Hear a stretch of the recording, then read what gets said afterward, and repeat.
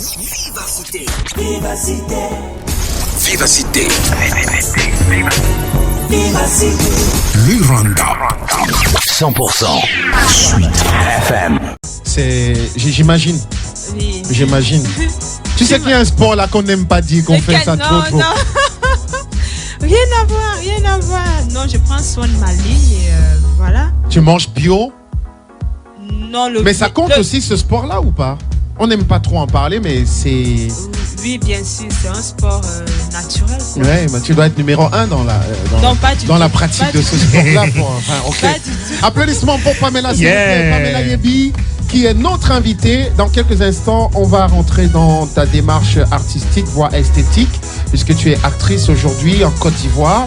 Tu comptes revenir dans ton pays, dans ton 237, et contribuer aussi à l'éclosion du cinéma, puisqu'on parle de Monsieur et Madame, qui est une série qui a pignon sur rue en Afrique et même déjà au-delà des frontières continentales. On parlera de tout cela. Mais avant, Patricia vient faire cinéma alors qu'elle a un diplôme. Elle fait management. Vivacité. Elle travaille à Paris. Et elle pas fait cinéma. C'est une malchance.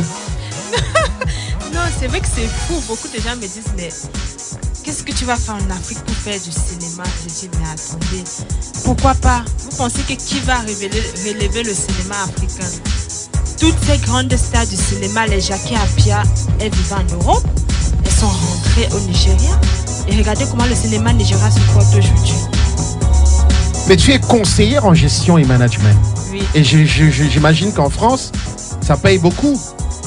Oui, ça va. Ça paye. Mais en Afrique, le cinéma ne paye pas. C'est pourquoi je demande si on t'a fait ça au village, en fait. Non, c'est une passion. C'est une passion, oui. Oh, Parce que j'ai décidé de faire ce que j'aime. Voilà. Oui, le travail, c'est autre chose. Mais ma passion en moi, celle que Dieu m'a donnée, il faudrait que je la fasse. Et c'est le cinéma. D'accord. Oui. Ok. Très bien, on va t'accompagner. Tu as été très très présente dans la saison 2 de cette série ivoirienne, Les coups de la vie, qu'on peut retrouver sur A+. Ivoire, oui. A+ Ivoire. Est-ce que aujourd'hui tu as le sentiment d'avoir de n'avoir pas eu l'occasion de commencer dans ton pays plutôt qu'en Côte d'Ivoire? Tout à fait, j'ai ce sentiment. C'est pourquoi je me suis dit, à la base, je voulais bien être révélée au Cameroun. Mais malheureusement, les conditions n'ont pas été réunies. Oui.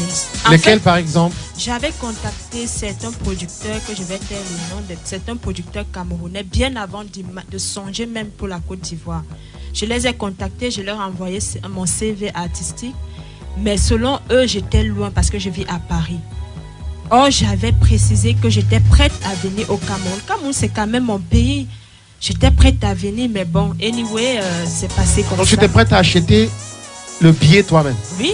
Avec ton argent? C'est ce que j'ai fait pour aller en Côte d'Ivoire. Ah, peut-être c'est ce que les producteurs n'avaient pas compris. Ah, je sais pas, mais j'ai parlé français. Il fallait parler le romola. Je sais pas. Ou le doigt là. J'ai parlé français. Et c'est ce qui s'est passé avec les Ivoiriens. J'ai juste passé le casting. Parce que le casting qui a été lancé public, c'était précisé que la personne qui est retenue, si vous êtes à l'extérieur de la Côte d'Ivoire, les frais, logement et déplacement, c'est à votre compte. Donc moi, je savais où je m'embarquais. Mais comme je voulais à tout prix intégrer ce milieu, je me suis dit, quitte à mettre la main dans la poche, parce que c'est comme ça. Au début, il faut mettre la main dans la poche. Et j'ai fait cela.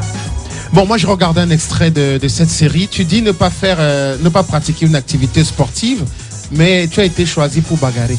Oui. Oui, c'est vrai. Tu es comme ça dans la vie, en fait? Non, ça doit être ton trait de caractère.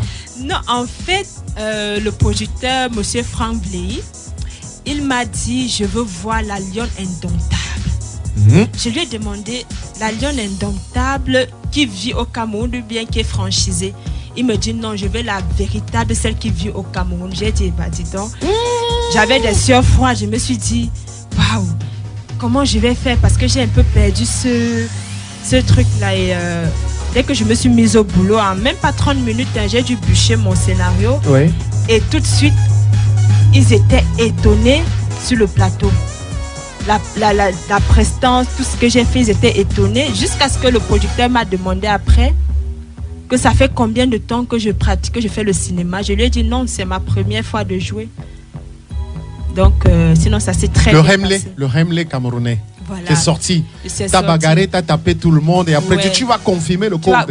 Tu vas confirmer le code. Et maintenant, chaque fois qu'il voit une Camerounaise en Côte d'Ivoire, il dit seulement tu vas confirmer le code. Tu vas confirmer le code. C'est une expression très camerounaise, c'est vrai. Voilà. Et donc internationalisée par notre invitée Pamela Yebi, qu'on peut encore applaudir très fort, qui est notre invitée. Vivacité sur Facebook, Twitter, YouTube, Instagram.